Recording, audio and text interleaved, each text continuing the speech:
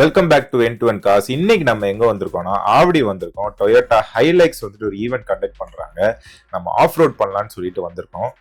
நானும் ரொம்ப நாளா இவங்ககிட்ட கேட்டு இருந்தேன், எங்கேயாவது ஆஃப் ரோடு இருந்தா எனக்கு வந்து கூட்டிட்டு போடான்னு சொல்லிட்டு. என்ன எங்க கூட்டு வந்து விட்டுருக்கான் பாருங்க, ஆவடி எத்துன்னு வந்து விட்டுருக்கான். கிட்டத்தட்ட தாம்பரத்துல இருந்து ஆவடி கொண்டு வந்திருக்கான். சரி வாங்க நம்ம வண்டி ஓட்டி பார்க்கலாம். வண்டி உள்ள ஏறணுன்னே எனக்கு ஃபர்ஸ்ட் இன்ஸ்ட்ரக்ஷன் கொடுத்தது சீட் பெல்ட் போட சொன்னாங்க. சீட் பெல்ட் போட்ட பிறகு வண்டியை ஸ்டார்ட் பண்ணுவாங்க. வண்டியை ஸ்டார்ட் பண்ணும்போது எனக்கு வந்து ஐயோ சப்பையா ஓட்டிலாம் அப்படின்னு தான் எனக்கு தோணுச்சு. ஆனால் ஓட்டும் போது தான் தெரிஞ்சது ரொம்ப கஷ்டங்க. அது ஒரு பள்ளத்தில் வந்து வண்டி வந்து லெஃப்ட்லையும் ரைட்லையும் இறங்கி இறங்கி ஏறிச்சு பாருங்க. அதுலேயே எனக்கு தெரிஞ்சிச்சு இது ஓட்டுறது கஷ்டம் அப்படின்னு சொல்லிட்டு. பட் நம்ம ஒரு எக்ஸ்பீரியன்ஸ் டிரைவர்னால ஈஸியாக வந்து எங்களால் மேனேஜ் பண்ண முடியுது. ஸோ அதுக்கு முன்னாடி நாங்கள் வந்து நிறைய ஆஃப் ரோட் பண்ணியிருக்கோம். பட் இந்த ஆஃப் ரோட் கொஞ்சம் ஆர்டிஃபிஷியலாக இருந்தனால இது எப்படி இருக்குன்னு சொல்லிட்டு நாங்கள் வந்து எக்ஸ்பீரியன்ஸ் பண்ணலாம் தான் இங்கே வந்தோம். பட் எங்களுக்கு வந்து ஒரு ஸ்லோப் ஒன்று வந்து ஃப்ரண்ட்ல இருந்தது. அந்த ஸ்லோப்பில் இப்போ இறக்குறேன், நீங்களே பாருங்க.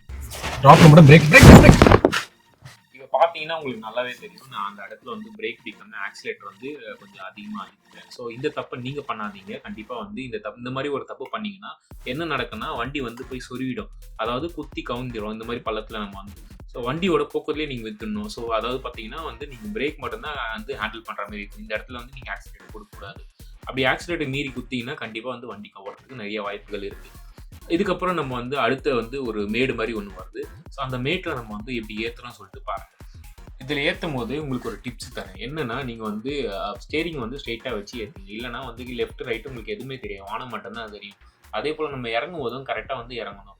ஸோ நம்ம ஏறிட்டோம், இப்போ இறங்கும் போது நம்ம வந்து கரெக்டாக இறங்கணும். ஸோ எப்படின்னா வந்து நம்ம வீலை வந்து லாக் பண்ணாமல் வச்சுக்கணும். அதே போல் வந்து பிரேக் பைட்டோட இறங்கணும். அதே போல் இன்னொரு விஷயம் என்னென்னா வந்து ஆக்சிலேட்டர் நம்ம வந்து மிதிக்கவே கூடாது, 0 ஆக்சிலேஷன் இருக்கணும். ஸோ இதுவும் வந்து ஒரு பள்ளம் தான். ஸோ அப்போ என்ன பண்ணணும்னா நம்ம வந்து கொஞ்சம் மெதுவாக தான் இறக்கணும். பிரேக்கை வந்து ப்ரெஸ் பண்ணி மெதுவாக இறக்கணும். ஸோ அதுக்கு மேலே நம்ம வந்து கொஞ்சம் ஃபாஸ்ட்டாக இறக்கணும். நமக்கு தான் பிரச்சனை, பின்னாடி இருக்கிறவங்களுக்கும் பிரச்சனையாக தான் ஆகும். இப்போ நம்ம ஓட்டிகிட்டு இருக்கோம்ல, ஸோ இந்த வண்டி வந்து பார்த்தீங்கன்னா உள்ளே வந்து நல்ல கூலிங் இருந்தது. ஸோ உங்களுக்கு வந்து ஆஃப் ரோட் ஓடும் போது கூட உங்களுக்கு வந்து இந்த கூலிங் கம்மியாக இருக்குன்னு சொல்லிட்டு சொல்ல முடியாது. நல்ல கூலிங் இருந்தது, வண்டியும் வந்து நல்லாவே ஹேண்டில் பண்ண முடியுது. இந்த வண்டி எனக்கு ஒரு நல்ல எக்ஸ்பீரியன்ஸ் கொடுத்தது. ஸோ ஒவ்வொரு டைமும் நான் வந்து மேட்லேயும் பள்ளத்துலையும் ஏற்றும் போது எனக்கு ஒரு நல்ல எக்ஸ்பீரியன்ஸ் தான் கொடுத்தது. இப்போ நான் ஒரு ஸ்லாண்டிங்கான ஒரு இடத்துல வந்து ஓட்ட போகிறேன். இப்போ பார்த்தீங்கன்னா எனக்கு வந்து ஒரு 45 to 50 டிகிரி வந்து எனக்கு வண்டி ஓட்டுற மாதிரி இருக்குது. என்னோடய சைடு வந்து கொஞ்சம் தூக்கின மாதிரியும் பேசஞ்சர் சைடு இறக்குன மாதிரியும் இருக்கும். நான் அவர் மேலே விழுந்துருவேன் தான் நினச்சேன், என்னோட ஸ்பாட்டர் மேலே. பட் ஆனால் அந்த மாதிரி எதுவும் நடக்கலை. ஸோ ஈஸியாகவே இருந்தது இந்த இடத்துல நம்ம வந்து ஹேண்டில் பண்ணுறதுக்கு. இந்த இடத்துல வந்து நீங்கள் பயப்படாமல் ஓட்டலாம். நீங்கள் வந்து பயந்துட்டிங்கன்னா கொஞ்சம் கஷ்டமாயிடும். ஸோ பயப்படாமல் ஓட்டுங்க. நம்ம பக்கத்தில் ஒரு ஸ்பாட்டர் எப்பவுமே இருப்பாங்க. அந்த சைடில் வந்து கண்டிப்பாக ஒரு ஆள் வந்து கொடுப்பாங்க. நீங்கள் வண்டி ஓட்டும் போது அவர் உங்களுக்கு ஹெல்ப் பண்ணுவார் எப்படி இருக்குன்னு சொல்லிட்டு. நாங்கள் ஆல்ரெடி ட்ரெயின்னாலே எங்களுக்கு வந்து அந்த அவசியம் தேவையில்லை. ஜஸ்ட்டு எங்கள் ஃப்ரெண்ட்ஸோடு போயிட்டு நாங்கள் என்ஜாய் பண்ணோம். ஸோ இந்த மாதிரி பள்ளத்துலாம் நீங்கள் இறக்கும்போது கொஞ்சம் பார்த்து வண்டியை வந்து இறக்கணும். எப்படின்னா வந்து பள்ளத்தில் வந்து கொஞ்சம் வேகமாக வண்டியை இறக்கினீங்கன்னா பம்பர்லாம் அடி வாங்கிறதுக்கு ஏகப்பட்ட வாய்ப்புகள் இருக்குது. ஸோ இந்த மாதிரி இடத்துல வந்து கொஞ்சம் பிரேக் வந்து ப்ரெஸ் பண்ணிவிட்டு ஆக்சிலேட்டர் வந்து மெதுவாக கொடுத்து நீங்கள் வந்து வண்டியை மூவ் பண்ணணும். இப்போ பார்த்தீங்கன்னா உங்களுக்கு வந்து நிறைய இடத்துல வந்து பள்ளம்லாம் நிறையாவே இருக்கும். ஸோ நீங்கள் வந்து கொஞ்சம் மெதுவாகவே ஓட்டணும். அது மட்டும் இல்லாமல் நமக்கு நிறைய இது போல் வந்து ஆர்டிஃபிஷியல் வந்து பண்ணி வச்சுருக்காங்க. கிட்டத்தட்ட பார்த்தீங்கன்னா இது ஒரு 2 கிரவுண்ட் இருக்கும்னு நினைக்கிறேன். அது மேலேயே இருக்கும், எனக்கு எக்ஸாக்டாக தெரியல. அந்த 2 கிரவுண்டுக்கும் இந்த மாதிரி வந்து ஆஃப் ரோட் செட்டிங்ஸ் பண்ணி வச்சுருக்காங்க. ஸோ ஒவ்வொரு இடத்துலையும் நமக்கு வந்து ஒவ்வொரு விதமான ஆஃப் ரோட் டிரைவிங் செட்டப் இருக்குது. ஸோ இங்கே பார்த்தீங்கன்னா உங்களுக்கு நல்லாவே தெரியும், இந்த இடத்துல வந்து பள்ளமாக இருக்குது. இந்த பள்ளத்தில் நீங்கள் கொஞ்சம் மெதுவாக தான் வந்து விட்டு ஏற்றணும். இல்லைனா நமக்கு வந்து கண்டிப்பாக பம்பர்ஸில் நிறையவே அடி வாங்குவோம். நான் இதுக்கு முன்னாடி உங்ககிட்ட சொன்ன மாதிரி பம்பர்ஸில் வந்து அடி வாங்கிச்சுன்னா ரொம்ப கஷ்டம். ஸோ கிரவுண்ட் கிளியரன்ஸ் 220 mm இருக்குது. பட் இருந்தாலும் அதை கவர் பண்ணுற மாதிரி நம்ம வந்து இதை ஓட்டணும். என் கூட ஒரு ஃப்ரெண்டு ஒருத்தர் வந்தார். ஸோ அவரோட எக்ஸ்பீரியன்ஸ் நம்ம கேட்போம் எப்படி இருக்குன்னு சொல்லிட்டு. அவர் பின்னாடி தான் உட்காந்துட்டு இருக்காரு. ஸோ அவர்கிட்ட கேட்போம். ஸோ எப்படி இருக்கு நீங்கள் சொல்லுங்கள்.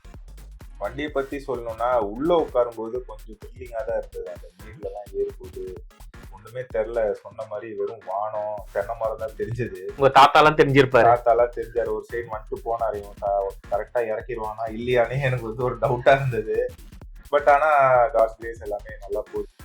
நோட் பண்ணுற ஒரு விஷயம் வந்து டயர் ப்ரெஷர் வந்து கம்மியாக இருக்குது. டயர்லாம் அமுகிற மாதிரியே இருக்குது. ஏன் பஞ்சரா வண்டி? இல்லை அது பஞ்சர்லாம் இல்லை. இப்போ நீங்கள் ஆஃப் ரோட்லாம் வண்டி ஓட்டணும்னு சொல்லிட்டு பார்த்தீங்கன்னா டயர் ப்ரெஷர் வந்து 16 to 20 PSI தான் இருக்கணும். இப்போ நீங்கள் நார்மல் ரோடு ஓட்டணும்னா 30 to 35 இருக்கணும். இதுவே நீங்கள் ஒரு மைல்டான ரோட்டில் ஓட்டணும், ஒரு மைல்டான ஆஃப் ரோடாக இருக்கும்போது நீங்கள் 25 to 28 இருந்தால் போதும். ஸோ இப்போ நீங்கள் வந்து இந்த மாதிரி பார்த்தீங்கன்னா இப்போ பார்த்தீங்கன்னா உங்களுக்கு டயர் ப்ரெஷர் ரொம்பவே கம்மியாக இருந்து சொன்னீங்களா, அந்த மாதிரி இடத்துல நீங்கள் பார்த்தீங்கன்னா 16 to 20 PSI இருந்தாலே போதும். ஸோ அந்த மாதிரி இடத்துல வந்து என்னென்ன கவர் ஆகும்னு சொல்லிட்டு பார்த்தீங்கன்னா சாண்டு, டீக்மெண்ட்டு, இந்த சாஃப்ட் டெரெயின், அதுக்கப்புறம் ராக், இந்த மாதிரி விஷயம்லாம் வந்து பக்காவாக வந்து கவர் ஆகும். அது மட்டும் இல்லாமல் லோ ப்ரெஷரில் உங்களுக்கு வந்து நல்லாவே grip கிடைக்கும். ஸோ லோ ப்ரெஷரில் மோர் grip உங்களுக்கு இருக்கும், ஹை ப்ரெஷர் வந்து லெஸ் grip இருக்கும்.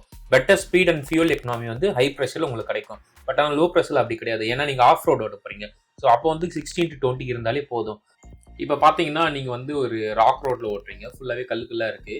அந்த மாதிரி இடத்துல வந்து கண்டிப்பாக நீங்கள் வந்து ஸ்டேரிங்கில் 2 கை இருக்கணும். எனக்கு அந்த ஒரு இடத்துல நீங்கள் பார்த்தீங்கன்னா தெரியும், எனக்கு ரிட்டர்ன் வரும்போது ரொம்ப ஃபாஸ்ட்டாகவே ரிட்டர்ன் இருக்கும் ஸ்டேரிங். அப்போ வந்து நீங்கள் வந்து ஸ்டேரிங்கில் வந்து 2 கையுமே வச்சுருக்கணும். இப்போ பார்த்தீங்கன்னா வந்து லெஃப்ட் அண்ட் ரைட்டுன்னு சொல்லிட்டு ஜம்ப் ஆகிட்டே இருக்குது. ஸோ இந்த மாதிரி ஆஃப் ரோட்டில் வந்து ப்ரெஷர் கம்மியாக இருக்கிறது தான் பெட்டர். அதிகமாக வச்சுருந்தீங்கன்னா உங்களுக்கு வந்து ரொம்பவே கஷ்டமாக இருக்கும் ஓட்டுறதுக்கு. ஸோ இன்னும் வேகமாக ரிட்டர்ன் அடிக்கும் ஸ்டேரிங். ஸோ அதனால நீங்கள் வந்து கொஞ்சம் மெதுவாகவே ஓட்டுங்க ஆஃப் ரோடை பொறுத்த வரைக்கும். அதனால தான் லோ ப்ரெஷர் வச்சுக்கணும். மச்சான் எனக்கு இங்கே ஒரு டவுட் வருதுடா. லோ ப்ரெஷரில் வச்சு ஓடணும்னு சொல்கிறேன். ஸோ திருப்பி வந்து ரோடுக்கு போகணும் அப்படின்னா நம்ம காற்றடிக்கிறதுக்கு எங்கே போகிறது? ஸோ நீங்கள் வந்து இந்த மாதிரி நல்ல கொஸ்டின் கேட்குறீங்க. முக்கியமாக பார்த்தீங்கன்னா நீங்கள் ஒரு ஆஃப் ரோட்லாம் போகும்போது நீங்கள் வந்து கண்டிப்பாக ஃபுல் எக்யூப்மெண்ட்ஸ் எடுத்துன்னு போகணும். உங்களுக்கும் சரி வண்டிக்கும் சரி ஃபுல் சேஃப்டியாக தான் இருக்கணும். அதனால நீங்கள் வந்து ஏர் கம்ப்ரெஷர் இந்த மாதிரி ஐட்டம்ஸ்லாம் கொண்டு போகிறது நல்லது. ஸோ இங்கே பார்த்தீங்கன்னா நான் ஒரு ஸ்லோப்பில் இறங்குறேன். இதில் பார்த்தீங்கன்னா கொஞ்சம் வாட்டர் இருக்குது. இந்த மாதிரி வாட்டரில் இறங்கும்போது கொஞ்சம் பார்த்து இறங்கணும். முக்கியமாக இந்த வண்டி பார்த்தீங்கன்னா ஒரு 2 அடியிலேருந்து 2.25 அடி வரைக்கும் வந்து வண்டி வாட்டரில் போகும். அதுக்கு மேலே நீங்கள் வந்து வண்டி தண்ணி ரொம்ப தண்ணியாக இருந்து வாட்டரில் இறக்கணும்னா நீங்கள் வந்து கஸ்டமைஸ் பண்ணிக்கலாம். ஸோ சைலன்சர் வந்து மேலே வச்சுக்கலாம். அந்த மாதிரி நிறைய கஸ்டமைசேஷன்லாம் இந்த வண்டியில் வந்து பண்ணிக்கலாம். ஸோ அந்த ஆப்ஷன் கொடுத்துருக்காங்க. இங்கே பார்த்தீங்கன்னா இந்த வண்டியில் வந்து கஸ்டமைசேஷன் பண்ணி வச்சிருக்காங்க. ஸோ சைலன்சர் பார்த்தீங்கன்னா மேலே தான் இருக்குது. ஸோ அந்த மாதிரி டைமில் வந்து நீங்கள் வந்து ஒரு 5 அடி இல்லைன்னா 4 அடி அந்த மாதிரி தண்ணியில் இருக்கல கூட நீங்கள் வந்து இறக்கிக்கலாம். ஸோ ஒன்றுமே ஆகாது, நீங்கள் வந்து ஸ்மூத்தாக போய்க்கலாம். பட் ஆனால் இருந்தாலும் அந்த டைமில் வந்து நீங்கள் ஸ்லோவாக தான் ஓட்டணும். ரொம்ப ஃபாஸ்ட்டாக ஓட்டினீங்கன்னா உங்களுக்கு பிரச்சனையாக தான் இருக்கும். ஏன்னா எங்கே பள்ளம் வரும்னு யாருக்குமே தெரியாது தண்ணியில். சரி மச்சான், இந்த வண்டி பற்றி கொஞ்சம் சொல்லு. ஸோ இந்த வண்டியில் வந்து என்னென்ன வந்து கெப்பாசிட்டிஸ், என்னென்ன எங்களுக்கு இன்ஜின்ஸோட ஸ்பெக்ஸ்லாம் கொஞ்சம் சொல்ல முடியுமா? கண்டிப்பாக. ஸோ ஃபஸ்ட்டு வந்து நம்ம சேஸ் வந்து பற்றி பேசலாம். ஃப்ரண்ட்டில் வந்து டபுள் விஷ்போன் சஸ்பென்ஷன் கொடுத்துருக்காங்க. ரியரில் வந்து லீஃப் ஸ்ப்ரிங் ரிஜிட் ஆக்சல். அதனால் உங்களுக்கு என்ன ஆகுனா இந்த மாதிரி ஒரு பாத்தில் வந்து போகும்போது ரியர் ஆக்சல் வந்து நல்லாவே உங்களுக்கு பேலன்ஸ் பண்ணும். ஸ்டெபிலைசேஷனுக்காக பிச் அண்ட் பவுன்ஸ் கண்ட்ரோலுமே வந்து இருக்கு. பிரேக்ஸ் வந்து ஃபுல்லாகவே வென்டிலேட்டட் ஃப்ரண்ட்டில் டிஸ்க், ரியர் வந்து ட்ரம் பிரேக்ஸ் தான்.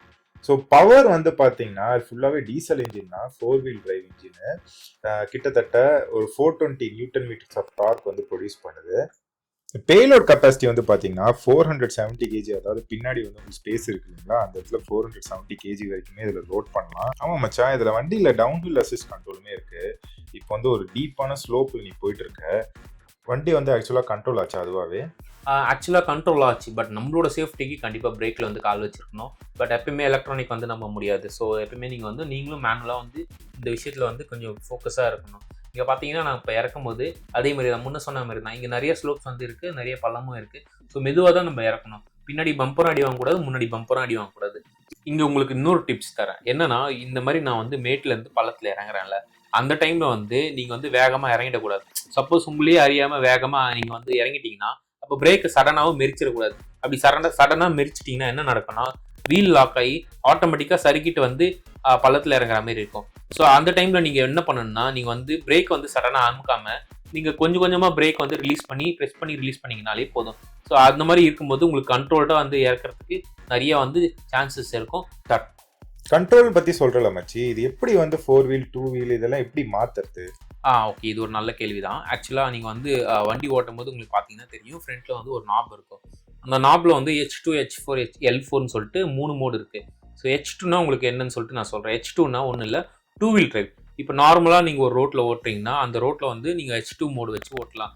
இதில் வந்து உங்களுக்கு வந்து ஸ்மூத் டிரைவ் கிடைக்கும், அதே போல் நல்ல மைலேஜும் உங்களுக்கு கிடைக்கும். ஸோ அதே போல் H4னா ஒன்றும் இல்லை, H4னா ஒரு 4 வீல் டிரைவ். 4 வீல் டிரைவ்னும் போது நீங்கள் இப்போ நான் ஓட்டிகிட்டு இருக்கேன்ல ஆஃப் ரோட்டில், இதெல்லாம் வந்து நான் 4 வீல் டிரைவில் தான் ஓட்டிருக்கேன். இந்த மாதிரி இடம் வந்து பார்த்தீங்கன்னா உங்களுக்கு நல்லாவே grip கிடைக்கும். அதே போல் இன்னொரு மோடு வந்து L4.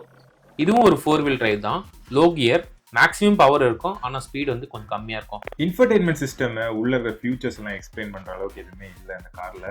ஸோ நார்மலான ஒரு இன்ஃபர்டெயின்மெண்ட் சிஸ்டம். சீட்ஸ் பற்றி பார்த்தீங்கன்னா ஃப்ரண்ட்டில் 2 பேர், பேக்கில் 2 பேர், 3 பேர் கூட கெப்பாசிட்டி இருக்குது. ஸோ நார்மலான ஒரு சீட் தான். கம்ஃபர்டபிலிட்டியில் வந்து நார்மலாக தான் வந்து இருக்குது இந்த காரில். இன்க்ரெஸ் அண்ட் அவுட்ரெஸ் வந்து இந்த வண்டியில் கொஞ்சம் ஹைட்டு தான். இந்த வீடியோ வந்து உங்களுக்கு பிடிச்சிருக்கு நம்புறோம். மேலும் இன்னொரு வீடியோ சந்திப்போம். கண்டிப்பாக எங்கள் எஃபர்ட்ஸ்க்காக நீங்கள் வந்து சப்ஸ்கிரைப் அண்ட் லைக் போட்டிங்கன்னா நல்லாயிருக்கும். ஆமாம் மக்களே, கமெண்ட் பண்ணுங்கள், அதே போல் பெல் பட்டனை ப்ரெஸ் பண்ணுறேங்க.